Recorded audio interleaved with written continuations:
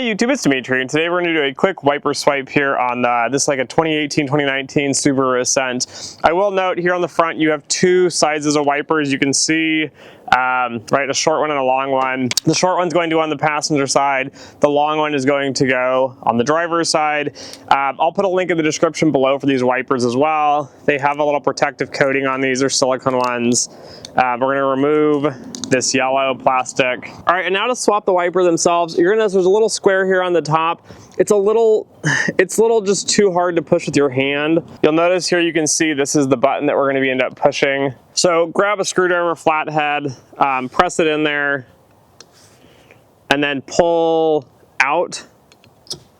You see it pops out. It's going to stop, and you're just going to pull it down towards the car, and you got the wiper off. Okay, so to put the wiper on, we're going to pick up the metal part. We're going to do the exact opposite.